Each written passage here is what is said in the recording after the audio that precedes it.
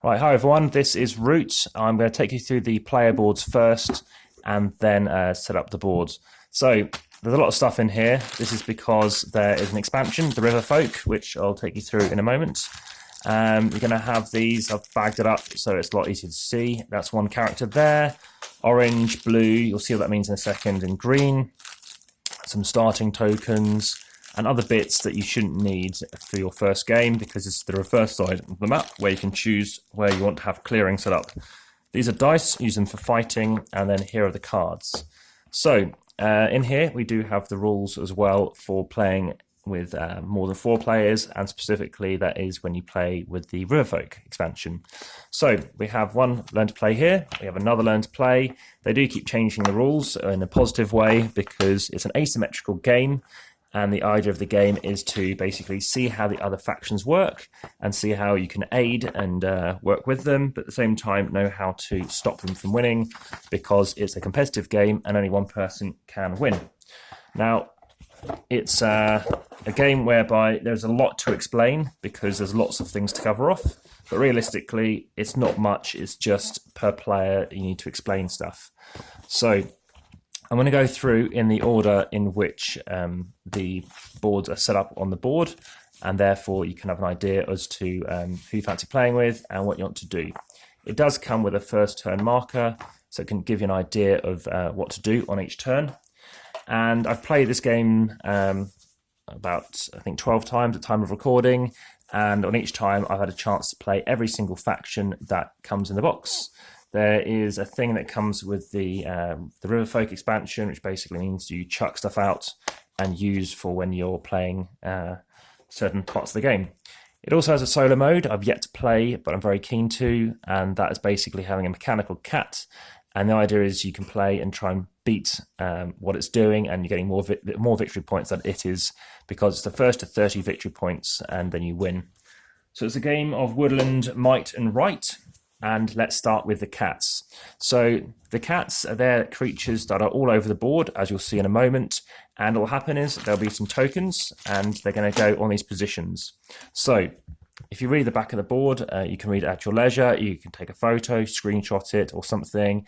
Obviously pause this video and have a look. You start off with different things. You can recruit, which gets you more workers on the board. You can get sawmills, which lets you chop down more trees. And you also have workshops, which again has another ability to do with buildings and stuff like that. So you start off with basically it's your currency. You start off with a keep, it's the coin that you start off in. It lets you bring pieces back on the board if you lose them in battle. And I wouldn't pay too much attention to this. It just tells you how you can use them. So it tells you exactly where you set stuff up. And then if you do turn over, it tells you what you can be doing. If in doubt, read the board. Nearly everything you need is on the board, and it tells you, for example, the cost of how much things cost. It lets you what you're doing, and as you're revealing stuff, you're getting more cards to play. So what we have here is we have birdsong. So you'll place 1 wood at each sawmill. Again, when you have the board set up, you'll see that. But I want to just explain these bits first, and then you'll get onto it. Crafting, and I will cover this again in a moment. You can craft using workshops. Now, something I've noticed in all the games that I've taught is the fact that everyone thinks you must craft with all these different characters. Crafting is by definitely no means something you need to do. And in fact, for most characters, for example, the birds, I've never crafted and I've still won. It's something to then just focus and think about, but for your first game, don't try and do everything that's possible. The birds can only do 3 actions in a turn, but they can spend an additional card if it's blue, which I'll come on to do an extra turn. So they can battle, they can march, they can recruit, and they can build. All those other characters also do that, but that's mainly what they're all about, and you'll see why in a moment. So what you can do here is you can build in a clearing, and you can overwork. So this is basically, you can place 1 wood at a sawmill in a matching clearing to do something else, basically. And then finally move on to the evening phase. So then what happens is you draw 1 card, plus 1 showing, which I'll get up to because that's all covered over at the beginning of the game, and then discard down to 5. Once that's done, you move on to the birds. But right now, let's just set up the player board. So you have lots of warriors. Warriors are these little pieces here, and what you're going to be doing is placing these over each of these locations, matching what they are. So the reason for doing that is the beginning of your turn. You're going to be scoring points. Excuse that background noise. That wasn't me. It wasn't intentional. So this goes here. This goes here, etc. So if you happen to be able to build, say, a sawmill, then you're going to get the victory point as soon as you do it. Here are those wood pieces I mentioned earlier. So they go there.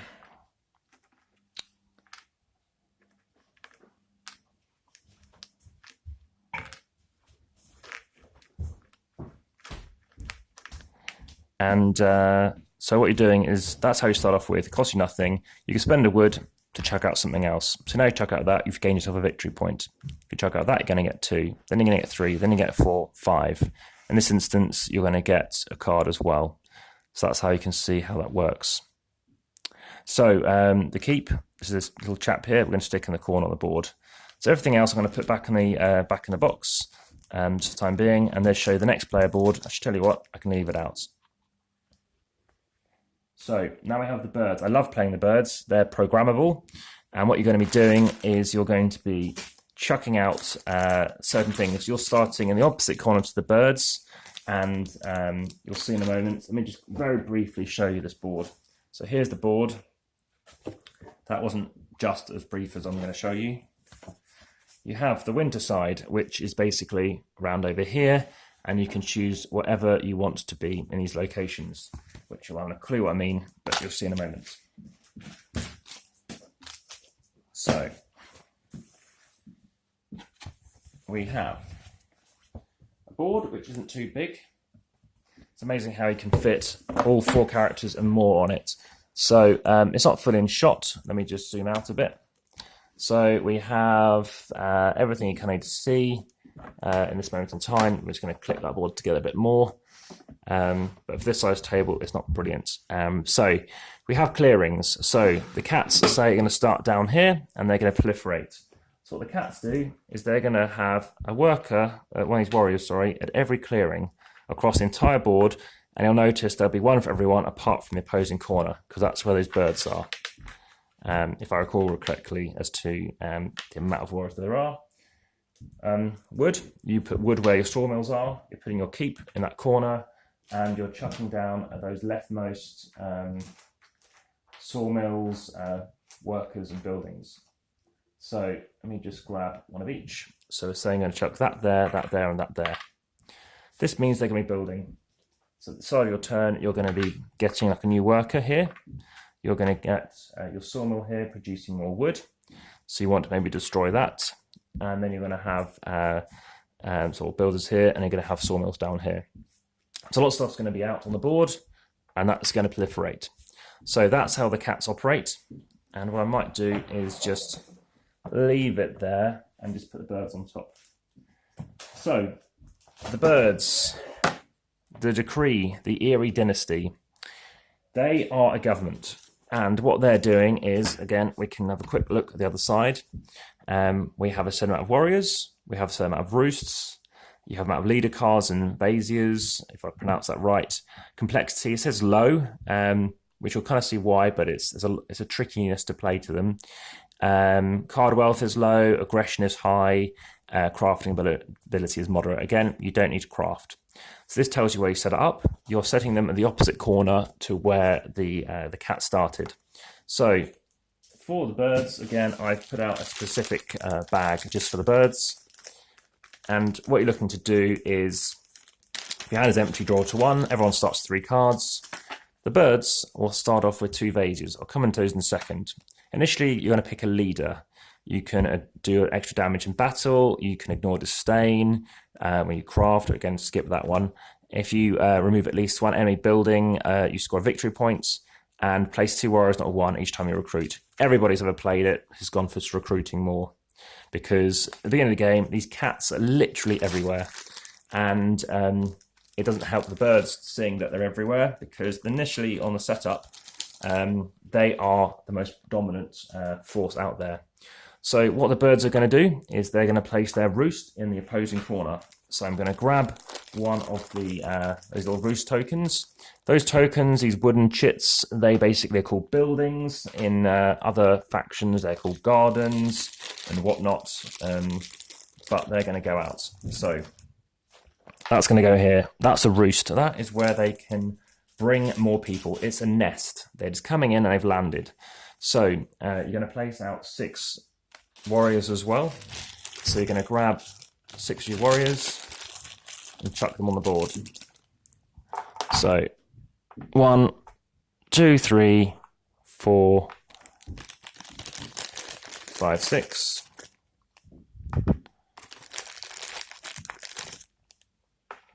Okay, so very cute pieces. So you're going to pick your leader. You've done that. You're now going to choose what you must do on your turn.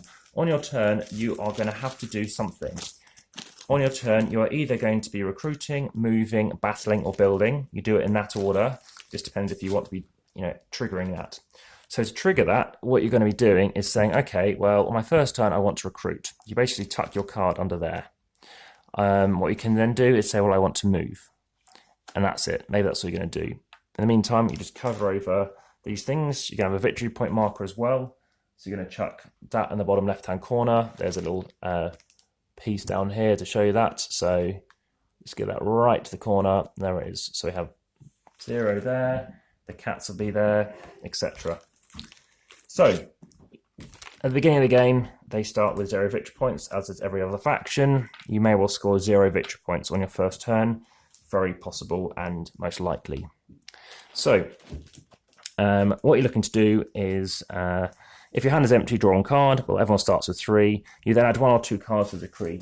So now let's just quickly open the pack and show you what is going to be on there and show you what you could be doing. Let's just grab the first 3 cards. So we have, or the first few, just out of interest, what we have. So we've got different kind of cards. What you use on these cards is different depending on what you do. What I tell people if they play the birds, just look at the top bit. In this instance, what you're doing is, again, ignore the wording. This case, they must be doing something. So you're going to add 1 or 2 cards to the decree. You're going to start off with, say, 3 cards. So you've got a red, a blue, and a blue. As an example, a red means that you must recruit in a red location. You're currently in an orange mouse location. You're not in a fox location. So that is fine if you have a blue card. Blue card represents a nest. It means you can fly and basically do it anywhere. So you're recruiting, which means you're chucking out 1 warrior. Because we have this charismatic leader, you get an extra warrior. You then move. You can move as many as you like, 1 location.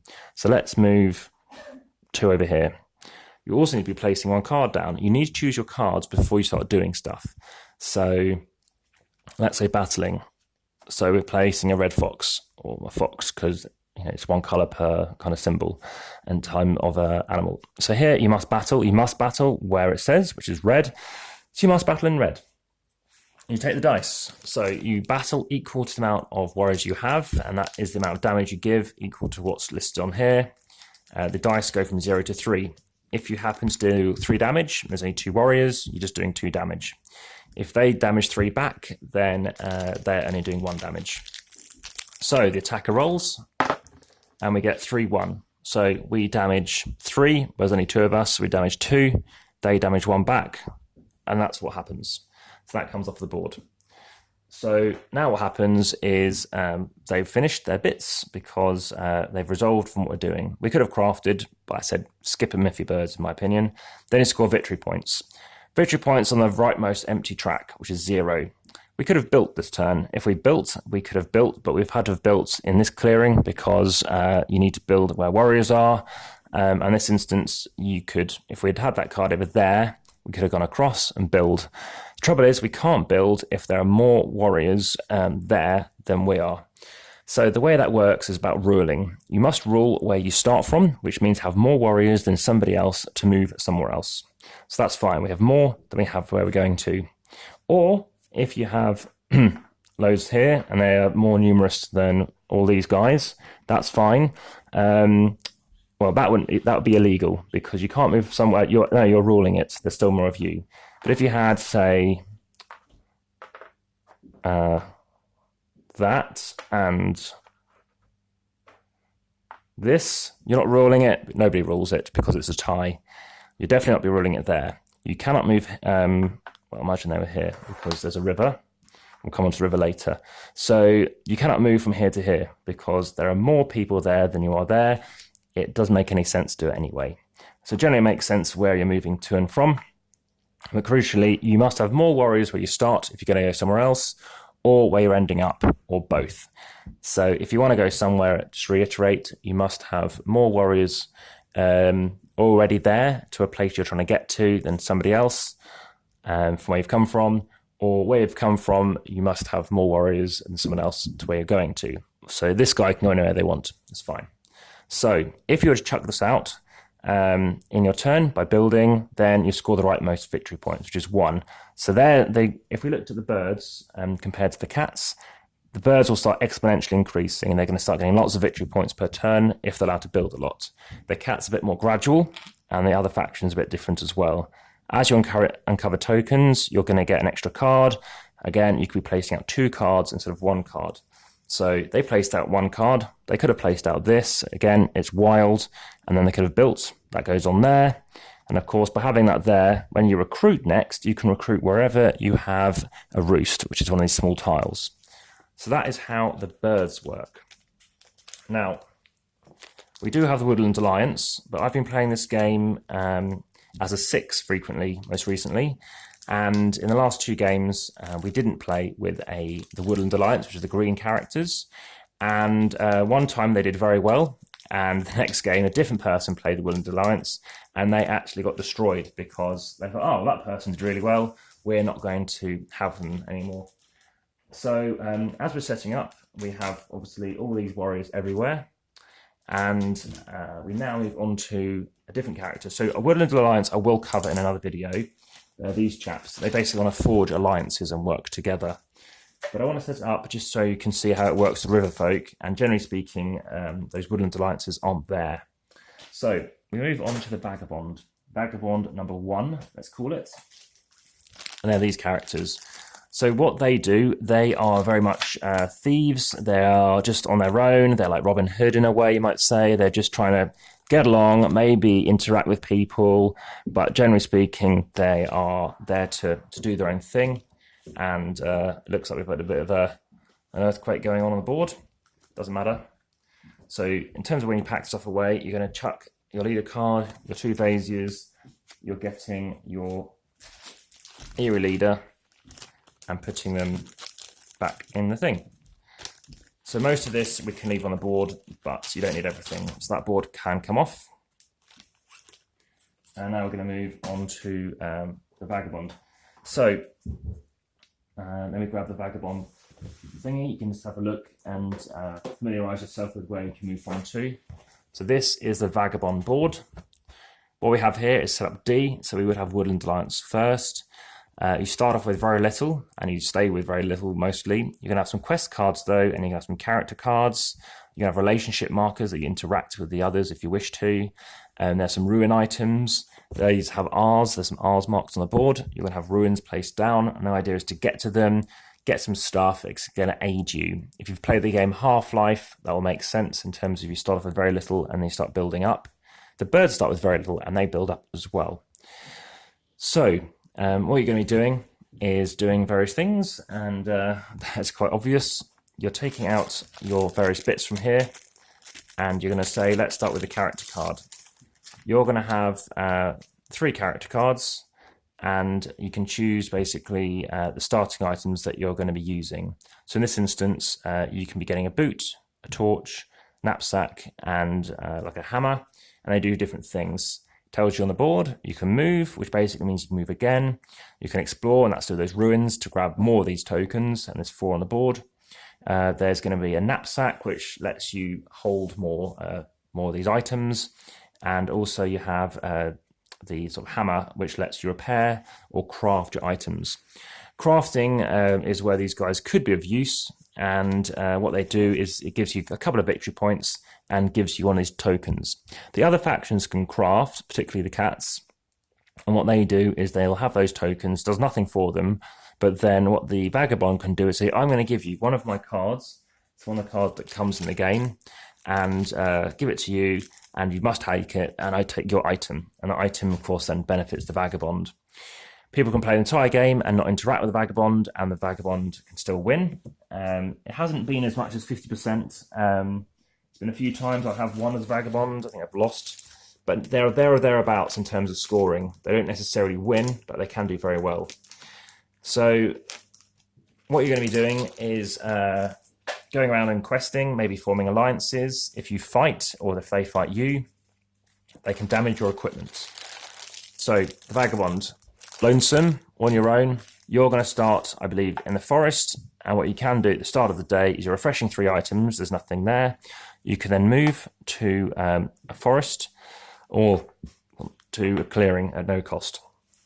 So you can move for free initially, 1 turn, 1 movement. Then what you can do is then you can battle. So you could battle over here. What's the point in battling? Well, if you happen to be here, you must battle warriors first. So maybe don't leave your place empty, but you'll see why. If you happen to battle here, and then you have a sword that you battle twice, you can take off this tile off the board. Taking off the board will give you a victory point. So that's another way of trying to get to all those victory points to 30. I'm actually going to move this all the way across and bring that back a bit, just so it's a bit more level. Cool. So let's do it like that. Nice. Now, we're playing at, say, 5 to 6 player, so you have another Vagabond in play. So they're also going to start somewhere else. They don't really interact. Well, they can do, but they are not going to form alliances. You have starting equipment. So based on those cards, such as the Tinker, you're going to be taking that and placing it in your starting item pool. So that's going to go down here. So that's going to go here. You're going to take, as an example, just a shield, just grab a few items, another one, and say another shield. So as an example, you can fight twice. Ruins, so they're going to be 4 items of the ruin token. They're going to go face down, or it doesn't really matter. Basically, you're going to randomize them and put them under a ruin. So you're not going to know where they are. You're going to try and hunt and find down these symbols, and then you can add them to your supply. So those are the ruins. As an example, I'll leave that one there. Now, the fact that there's a ruin token there means that when the birds are building, that's one less place that they can't build. The building thing is important for birds, as is recruiting and everything else, because as soon as you can't do something with the birds, you implode. When you implode, what happens is you end up losing victory points equal to the amount of blue cards that you have up the top here. That's important to note because you could still be getting 7 victory points a turn, or 4, and then you've just crafted, but then you lose just a few victory points, but next round you could be getting 4 again. So it's very good to be building. You normally implode at least once in the game. More than once, and you haven't really thought necessarily far enough ahead, but you can easily mess with the birds and move away from them, and then if they need to move to attack you, they're stuck. So I'm going to chuck around the rest of these back in the bag, but I'm going to move on to alliances. So I mentioned about giving cards to people. When you give cards, you're going to increase your relationship with them. So for example, if I give the birds a blue card, because we know they like them, then what happens, there's an extra token because we're playing with that extra Vagabond, but you don't necessarily need to see it. They work the same way. Then what happens here is, you're getting a victory point there. If you aid them again, you're going to get another 2 victory points. So just chuck that on 0. And next time you're going to get 2, and from then on you're going to get 2. So suddenly the Vagabonds can do very, very well. And if you want to, you might want to fight. You might fight because you're just getting victory points other ways, or they're another team or another team player, another person is doing extremely well, and you might need to fight them to remove their buildings. So if you fight them, such as those birds, you're going to score 1 victory point. The downside with scoring victory points is this way, is you end up actually losing the ability to move to their location, which is pretty important because part of the game is moving around. So the other 2 things we haven't seen yet are the lizards and the otters or the beavers, which I can't recall which ones they're meant to represent. So that's how they operate. So most of the game, that's how it is. And in terms of setup, you don't need to see anything more about the Vagabonds, other than when you fight, you basically could be having it damaged.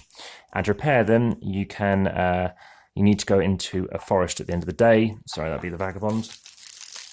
And then you can repair it. When you do use items, for example, questing or aiding and doing something like that, you need to spend it. So you need to spend one of your tokens to flip something over. And then what happens is at the end of the day, you're going to refresh 3 items. So 3 of these things can go back. If you have a teapot, you can refresh 2 more. So you put a teapot up here. I'll just grab one and show you.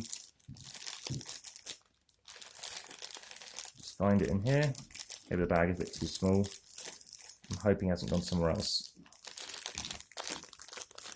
Here we go. Somebody else had packed this away. So that means you can then do 2. But what you might need to do is then spend it to refresh something. So that could happen potentially. They have changed the rules a few times. They're on version 4 of the rules now. But that is the Vagabond. So you are doing your own thing. The final thing is those questing things. So if you happen to flip over in your starting hand, so in your hand you've got a torch and a crossbow, just flip them over to the other side. You can then either draw 2 cards or get 1 point per one of these yellow quest cards. So you kind of tuck that underneath your board, and then if you did that one, you'd get 1, but if you did, say, another yellow, then you're going to get 2 this time, because you've got 2 of them. Next time you're going to get 3 points, and then next time you can get 4. So you get lots of points for doing those things. You can have 3 in front of you that you can work on at any one time. And the thing with that is you can't see the rest, but people can say, they really need that, and they're going to get 4 victory points. I don't want to help them. So that's where it's important to play different factions and see how that goes. We've seen how fighting works. I think we've covered all that. In terms of the other boards, let me just go through the other ones. I will briefly show you though the Woodland Alliance. This is all to do with outrage. And what you're looking to do here is you're trying to play bases down, which is tricky, but when you're placing them down, as you can see, you're getting more victory points to do something. And what you're looking to do is basically aiding them and helping the other players. And in this instance, actually, it does say high complexity. But what you're doing is, you need supporters. So to do that, you're going to be, again, at the beginning of the first turn, there's very little you do in Birdsong. But you're going to be taking a card from your hand and basically adding them. So adding them means you're going to be taking somebody from your pile, which is basically your warriors, and you're going to be training them to move into offices. So initially they're not worth anything, and then you're making them stronger and stronger to then fight. Additionally, as you enter an alliance, you actually get the higher value as a defender, which is quite good. So it's harder to destroy them. But like I said, I wasn't really going to cover off the Woodland Alliance. So the lizards, what they do is they're a bit like zombies. They once get killed off, and then they come back onto the board as acolytes. Similar to those other factions, you'll see a theme going on here. Things are covered over. As you start revealing them, and you have to reveal them in certain locations, you're going to get victory points. Additionally, when their gardens are removed from the map, you lose a random card from your hand. So you adjust the outcast. Outcast is something you choose randomly at the beginning, and basically it's around you lose fewer pieces. So that's a negative because you're trying to actually lose more to turn them into acolytes. So acolyte's a bit of a funny word, but basically, reborn warriors, let's call them. So you get more victory points than you want to get out, so you could focus on track, but as you can imagine, the distribution, you're always next to another thing. So red is next to orange and yellow, orange is next to red and yellow, etc. So always going to be tricky to try and do that way. So what you're doing here is you're building. You're trying to build and get these gardens out. You're then trying to recruit at your clearing. But again, you start off with if any clearings initially. I think score is 0. So it's a very slow burn kind of character. Their points kind of do like this throughout the game. I wrote a 2,000 word essay on the lizards. And then what you can do is sacrifice one of your warriors to move them to your acolytes. So in this instance, you're trying to then spend those acolytes. You're spending 2 acolytes in battle. And then you can battle in the clearing destination. Well, you can do one or the other. So what you can do instead is, so normally it's easier to battle, but if it's an outcast, it's harder.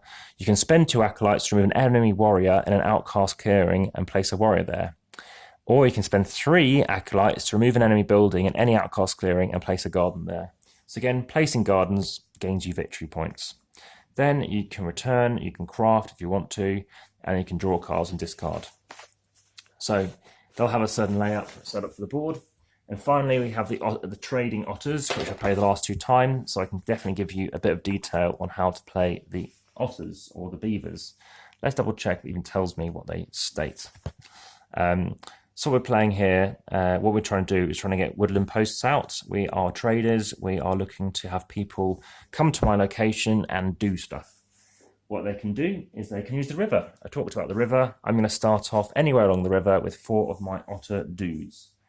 So the otters are there to try and aid people by increasing the amount of cards that they have. So just chuck out everything initially. All but the majority of these cutie pieces. And at the beginning of the game, I can set the price. So if they give me one of their warriors, then what happens is they can have one of my cards. So on their turn, when it's their bird song, they can say, Simon, I want to take, I want to increase my hand size. I want an extra card, please. So they can take one of my cards, and this is basically that cards they can take when they refresh their hand. So this is a board, which is my public hand. So I'm just going to take, again, 3 different random cards from inside here. And we're going to grab 1, 2, and let's keep grabbing the same type of things. Anyway, here. So it could be useful for the birds, it could be useful for whoever. So there are opportunities here. If you are ruling, or actually in 2 bunny locations, 2 bunny clearings, you and another player can draw an extra card. That is the same symbology as up the top right. And there we go. So that's how much they can do. They can get more cards, but they need to give me warriors. So if they're going to give me warriors, they're basically saying, right, imagine these are in their display. They're going to pay me, and they're going to go here. And that's because I've asked them to go on the riverboat 3, which basically means they must give me 3 warriors, and now they can use the riverboat that turn. Or they can use mercenaries, which basically is using my dudes, which are on the map, and helping them in a fight. In which case, again, they're going to give me some warriors. So that's how that is going on. Now, why do I want all those people? That is my currency. It's my currency to do other things. So this is all covered over as well. And make sure this is all in shot. So we have these cards in play. We're trying to now put various things out. We're going to have that there. This thing, I'm not sure why they're in here, these L and Ks. It's not mentioned, but I can go back in the bag as far as I'm all concerned. You're going to have your victory point marker, that's going in the bottom corner. And what you're doing is you're having 4 of your dudes on the map initially, and then at the beginning, if it's empty, you can move something along. If not, you can do something else. So you score victory points equal to what's uncovered, so nothing initially. Then you move warriors. So if I had nobody in here, because nobody paid me something, because I do go last, remember, then I put 2 warriors in there. And as it is, people give me loads of stuff. Then you move everybody across. I could have had spent something prior round, and they go back up here. I can then do stuff. So funnily enough, I can move somebody. I've got some guys on the map. I can move if I want to. I can battle. One thing I will note is you can't have these starting. Even though it's a river, I can't start where there's a keep, but I can move across the river and go there that way. I can craft, again, skip all that stuff. I can draw, and what you're doing here is basically drawing another card. I've got 3 out, I might be buying stuff. I need to spend a warrior to get another card out. Then I can recruit. I can get more of them in a place where there's a river. And finally, I can trade. So what I'm doing it here is spending 2 of my funds to place that one of these in a clearing. So in a clearing's ruler. So basically I have to have enough warriors, more than somebody else. And then if it is, say, what is this one? This is a fox. I'm controlling that one. I get that out. And then at the beginning of my next turn, I'd be getting 2 victory points. Discarding down to 5 cards, so I can have as many as 5 out. And finally, then you can reset and change your prices, because 3 is quite a good price. 4, I think it's too strong. I've never been that high. And 1 is too weak. people are just going to grab all your stuff. The first time I played, I came almost last by having everything too cheap, and I started setting between 2 and 3, and I came third out of 6. So that is how you play with the Riverfolk, and yeah, it's a great way of playing. It's nice to have those extra cards. There are some other cards you can play, such as Dominance, and there's lots of different types of these. You must have at least 10 victory points. You then come off the map, so your victory point marker goes, and you win the game if you in rule 2 opposite corners at the start of Birdsong, which, remember, ruling means having more than anybody else. So that's how it can work. And then the Vagabond can work with you as well to try and help you win that. The Vagabond as well can give you cards to take any items that you've been crafting, but as I said, it's really only those other characters that need to craft. So it's a really good game. It takes approximately 30 minutes per player, at least for the first time you're going to be playing. And I would say if you're going to be playing it, I recommend a count of at least 4. If you're playing it with fewer than that, it's not a great experience. So you can either play the base game or play it with the expansion. There's a new one coming out, Underwater, which I haven't played yet. I don't know what that does to the map, because already it can feel quite crowded as it is. At the same time, it's a lot of interaction, a lot of fun. You can chat during your turn. There is some downtime between turns, to be honest, but there is interaction because they're looking to trade with you, and it's important to kind of see what people are doing. And turns can be pretty swift, to be honest, 2 or 3 minutes. The downtime is only on your first play. So get past that initial hurdle, and you're good to go. So this is a heavy box, and it will cost quite a bit to show you how much it weighs, but I look forward to actually seeing myself. I'm predicting it to be probably almost 2 kilos, something like that. So everything's been packing away. We're going to chuck in our starting items, our Vagabond. Going to chuck the board in there. This fits very nicely with everything else, but it still takes up quite a bit of space. So the cats, chuck them away. The cards are good. Artwork's amazing. Everyone loves the artwork. Chuck the last few cards away too. And luckily, whichever bag I found, they fit very well in here too. So, nearly finished.